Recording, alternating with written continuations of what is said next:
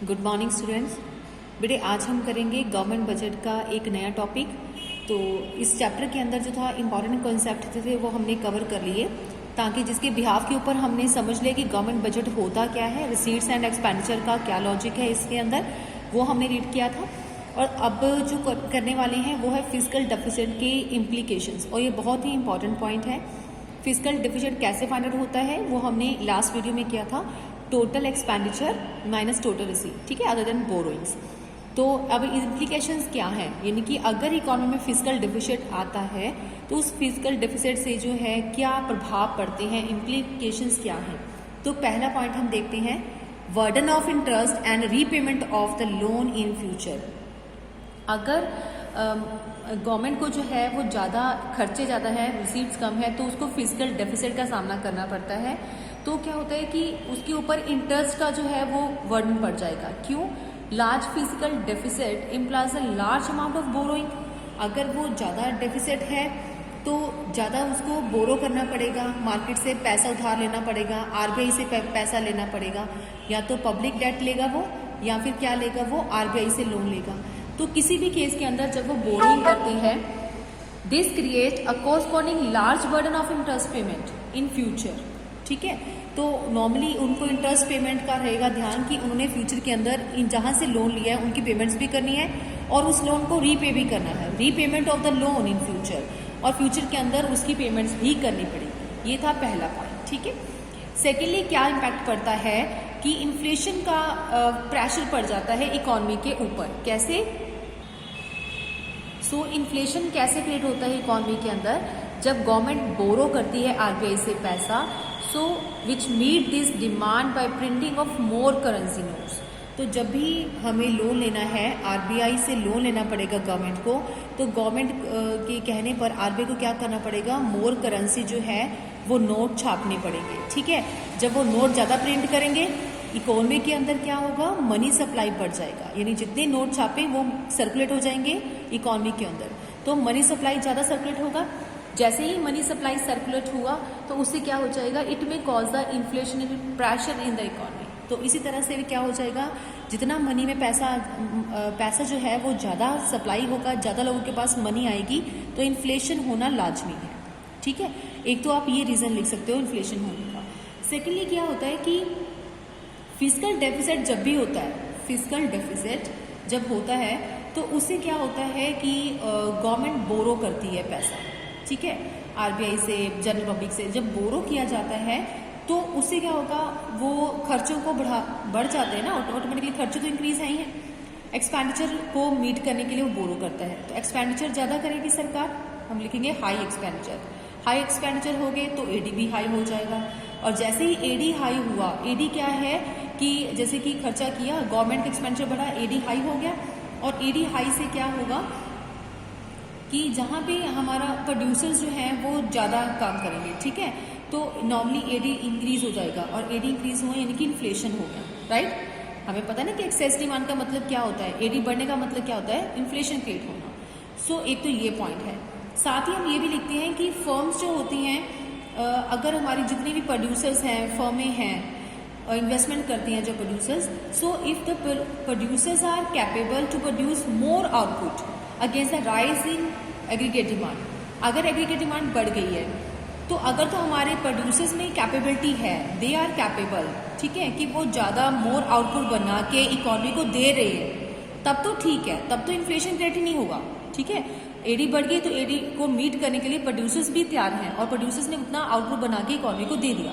लेकिन अगर एडी के बढ़ने के अकॉर्डिंगली हमारे प्रोड्यूसर्स जो हैं उतनी क्वांटिटी, हायर क्वांटिटी जो है वो प्रोड्यूस नहीं कर पा रहे हैं, अगर हायर क्वांटिटी प्रोड्यूस नहीं कर पा रही हैं, तो उस केस में क्या होता है, हायर क्वांटिटी अगर नहीं देंगे तो फिर क्या करना पड़ेगा, इस जो बढ़ी हुई डिमांड को कैसे कंट्रोल करना पड़ेगा, राइज इन प्राइसेस करके, राइज इन प्राइसेस करके। तो इसी को बोलते हैं कि इकोनॉमी में इन्फ्लेशन क्रिएट हो गया, राइट। तो या फिर ये दूसरा आपका रीजन ये भी है। तीसरा क्या आता है, क्राउडिंग आउट। अगर इकोनॉमी में डेफिसिट डिमांड है तो बेटे क्राउडिंग आउट का जो है टॉपिक यहाँ पे क्रिएट हो जाता है। कैसे?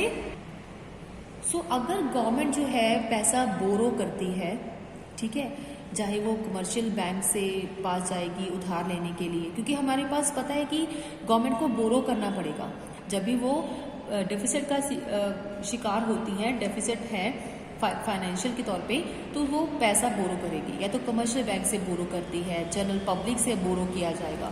तो इस केस में क्या होता है, अगर कमर्शियल बैंक से बोरो किया जाता है तो कमर्शियल बैंक पे ज़्यादा लोन जो है वो सरकार को देने में निकल जाता है। तो जनरल पब्लिक के लिए जो लोन बचता है जनरल पब्लिक के लिए, तो वो लोन की जो अमाउंट है वो कम हो जाती है।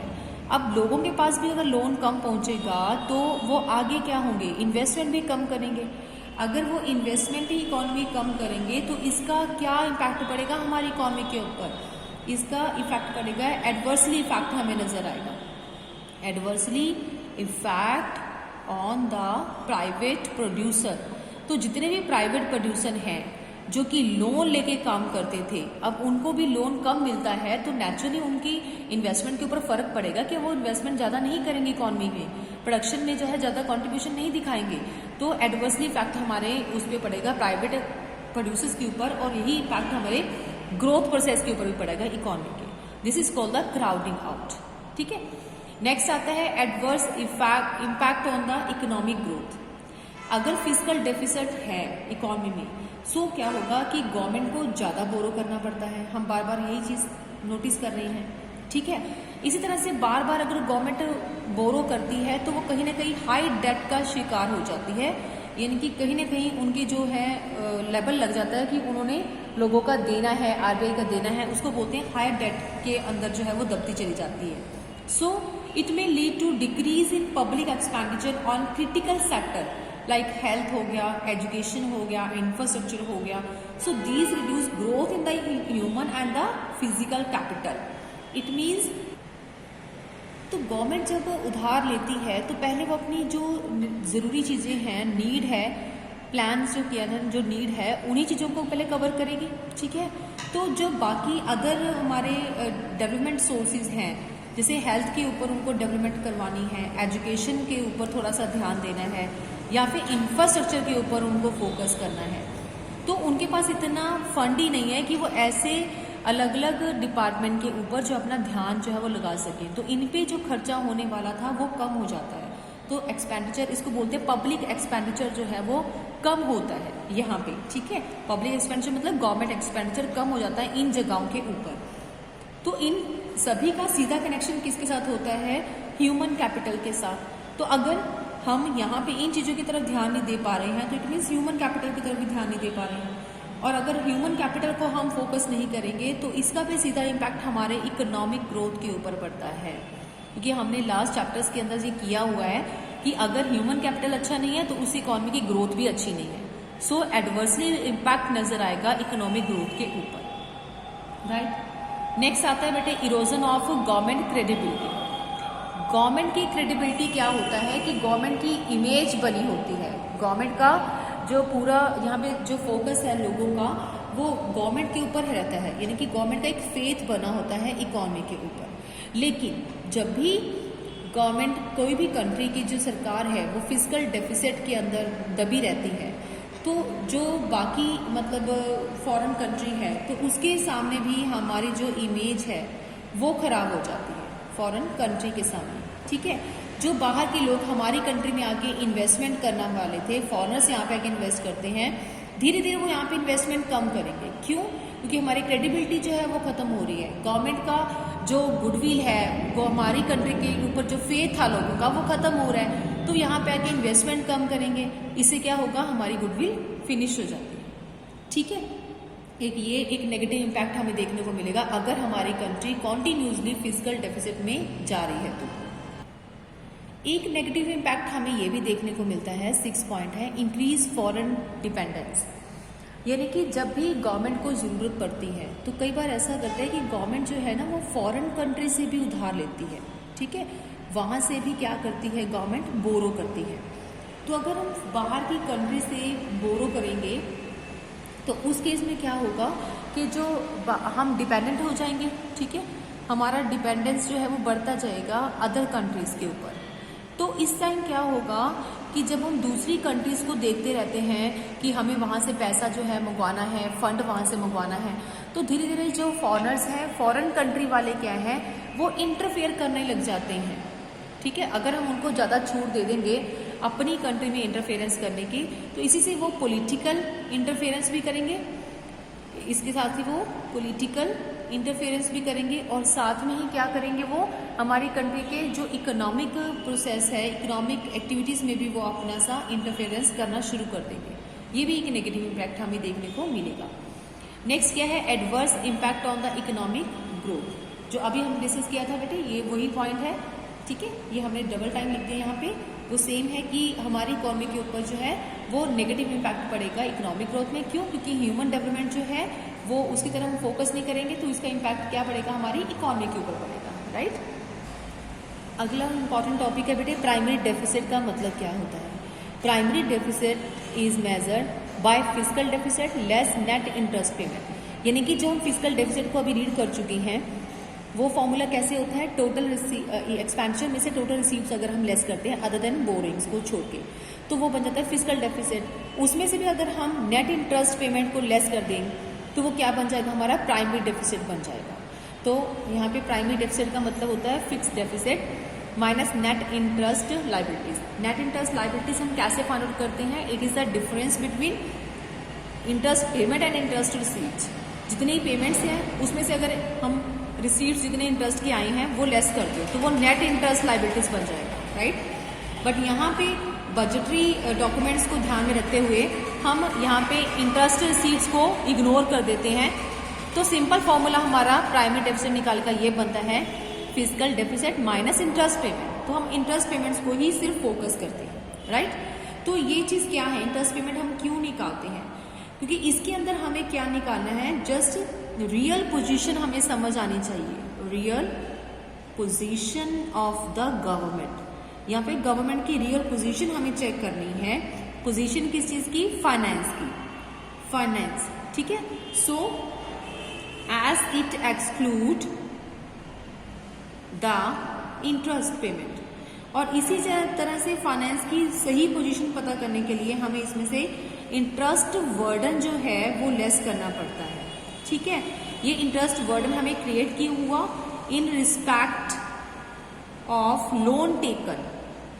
हमने गवर्नमेंट ने यहाँ पे लोन लिया होगा इन द पास्ट, पिछले टाइम के अंदर जो पास्ट में कोई लोन ले रखा था उसके बदले में उसको वर्डन हो जाता है इंटरेस्ट पेमेंट का।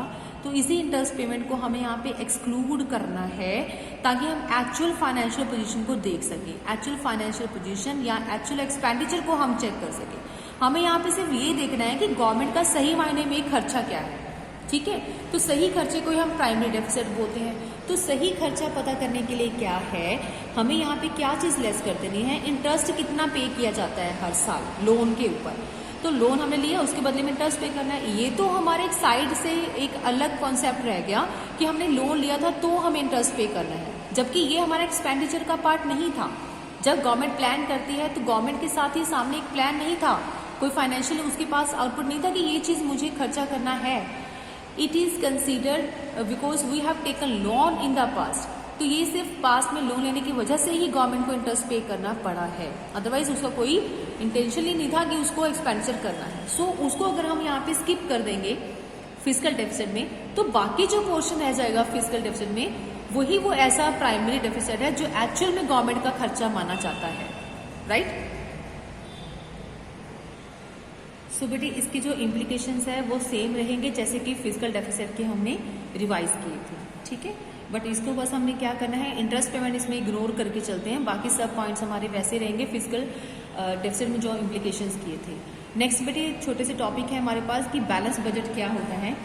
Balance budget is that budget in which government receives, जितने भी गवर्नमेंट के रिसीव्स हैं हमारे पास, अगर वो इक्वल टू रहेंगे हमारे गवर्नमेंट एक्सपेंडिचर के, ठीक है, तो हम बोल देते हैं कि बैलेंस बजट है। तो बैलेंस बजट के कुछ फ़ायदे भी हैं हमें। फर्स्ट बेनिफिट क्या है इसका हमें, कि गवर्नमेंट जो होती है वो ज़्यादा एक्स्ट्रा फालतू खर्चे नहीं करती है, वेस्टफुल एक्सपेंडिचर नहीं करता। ठीक है, इसको ध्यान रखना पड़ता है क्योंकि इसको बैलेंस बजट दिखाना है, तो वो जितनी रिसीव्स है उसके अकॉर्डिंगली ही क्या करते हैं, खर्चे करते हैं। एक तो इसका ये बेनिफिट हमें देखने को मिलता है। सेकेंड क्या होता है, जो बैलेंस बजट है उसे हमारा फाइनेंशियल जो है वो स्टेबिलिटी बनी रहती है इकॉनमी के अंदर। क्योंकि जितना है उतना ही हमें खर्च करना है, तो एक बैलेंस सा बना रहता है, एक स्टेबिलिटी हमारी इकोनॉमी में देखने को मिलती है, राइट। ये दो इसके मेरिट्स हैं। लेकिन यहाँ पे कुछ ऐसा देखने को मिला डिप्रेशंस ऑफ 1930, तो यानी कि 1930 का टाइम एक ऐसा टाइम पीरियड था जहाँ पे हमें जो बैलेंस बजट था उसमें कुछ ना कुछ शॉर्टकमिंग देखने को मिली, उसमें कुछ कमियां जो थी वो देखने को मिली। वो क्या थी शॉर्टकमिंग, वो अभी देख रहे हैं कि क्या प्रॉब्लम आई उस टाइम पीरियड के अंदर। पहला पॉइंट तो ये था कि जो बैलेंस बजट था बेटे does not offer any solution of the problem of unemployment. तो अनएम्प्लॉयमेंट के लिए तो कोई हल नहीं था, ठीक है। इस बैलेंस बजट में तो सिर्फ इतना था कि वही उतना ही खर्चा करना है, तो गवर्नमेंट कुछ एक्स्ट्रा खर्चा करने के बारे में सोच नहीं सकती थी, क्योंकि अनएम्प्लॉयमेंट अगर हमारे पास प्रॉब्लम सामने आती थी तो उसको हम सॉल्व ही नहीं कर सकते थे, क्योंकि एक्स्ट्रा खर्चा नहीं करना था गवर्नमेंट को, ठीक है। सो नॉर्मली ये चीज़ जो है पॉसिबल मतलब हुआ, ये सारा अनएम्प्लॉयमेंट का केस ये यूरोपियन कंट्रीज के अंदर ही ज़्यादा देखने को मिला। सेकेंड क्या बैड इम्पैक्ट हमें नजर आया, या 1930s में जो बैलेंस बजट सोचा था उसका शॉर्टकमिंग ये भी था कि बैलेंस बजट जो था is not conducive to growth in less developed country. So ये ज़्यादातर सक्सेसफुल नहीं हो पाया लेस डेवलप्ड कंट्री के अंदर। जो तो अच्छी डेवलप्ड कंट्री थी उनमें ये चीज़ भी पॉसिबल हो पाई, लेकिन लेस डेवलप्ड कंट्रीज के अंदर ये जो बैलेंस बजट का जो क्राइटेरिया सोचा था वो सक्सेसफुल नहीं हो पाया ज़्यादा, ठीक है। तो इससे क्या था, क्योंकि जितनी भी लेस डेवलप्ड कंट्री थी उनको कहीं ना कहीं ज़्यादा इन्वेस्टमेंट की ज़रूरत पड़ती थी अपनी इकोनॉमी को आगे बढ़ाने के लिए। तो इतना इन्वेस्टमेंट एक्सपेंडिचर अगर गवर्नमेंट करती थी तो उससे क्या होता था, उनको डेफिसिट फेस करना पड़ता था, जिसको हम डेफिसिट बजट कहते हैं। तो उनको इस चीज़ को फेस करना पड़ जाता था, ठीक है। तो ये पॉसिबल ही नहीं हो पाया कि जितने एक्सपेंडिचर जितनी रिसीट्स हैं उतनी एक्सपेंडिचर वो फॉलो करें, उनको ज़्यादा इन्वेस्टमेंट की रिक्वायरमेंट थी क्योंकि वो लेस डेवलप्ड कंट्री थी अभी। इसके अलावा आता है बेटे अनबैलेंस बजट। तो ये अनबैलेंस बजट क्या है, is that budget in which receipts and the expenditure of the government are not equal. तो आपको पता है दो ही सिचुएशन होती है नॉट इक्वल की, एक तो हो सकती है या तो सरप्लस होगा, ठीक है, और दूसरा क्या हो सकता है हमारा, या फिर डेफिसिट होगा। तो दोनों ही पॉसिबिलिटी हो सकती हैं जब इक्वल नहीं है बजट हमारा। तो पहला आता है सरप्लस। तो सरप्लस बजट का मतलब क्या है, सरप्लस बजट का मतलब होता है बेटे कि जब गवर्नमेंट की जो रिसीट्स हैं वो ज़्यादा हो, ठीक है, उसकी रिसीट्स ज़्यादा होती हैं उसके एक्सपेंडिचर से, तो हम बोल सकते हैं कि गवर्नमेंट को क्या हो रहा है, सरप्लस बजट चल रहा है गवर्नमेंट का। सो इसका क्या बेनिफिट था अगर गवर्नमेंट के पास रिसीट्स ज़्यादा है। Surplus budget is desired when the economy is battling inflation due to excess AD।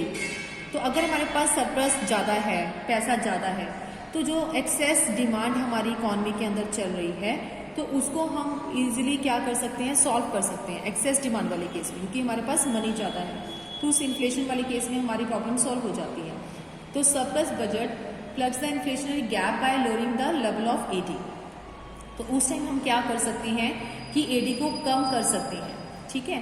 Surplus budget का ये बेनिफिट होता है कि जो हमारा इन्फ्लेशनरी गैप है उसको हम प्लग्स कर सकते हैं बाय लोअरिंग द डिमांड। तो डिमांड को कैसे लोअर किया जाता है उस टाइम, या तो हम क्या कर सकते हैं कि जो हमारी रिसीट्स हैं यानी कि गवर्नमेंट की जो रेवेन्यू कलेक्शंस हैं, तो एक तो ये हो सकता है AD को कम करने का तरीका कि रेवेन्यू कलेक्शंस हैं जो उनको हम बढ़ा सकते हैं, रेवेन्यू कलेक्शन को इंक्रीज कर देंगे, रिसीट्स हमारी आ रही हैं तो उनको हम बढ़ा सकते हैं। सेकेंडली क्या हो सकता है, या फिर गवर्नमेंट के जो एक्सपेंडिचर हैं उनको हम कम कर दें। तो दोनों ही केसेस में क्या हो जाएगा, AD जो एक्सेस है उसको हम कंट्रोल कर सकते हैं, ठीक है। ये था इसका बेनिफिट। और इसका डीमेरिट क्या है ये हम इसके मेरिट के अंदर लिख सकते हैं, और इसका डीमेरिट हमें क्या देखने को मिलता है बेटे, डीमेरिट ये है कि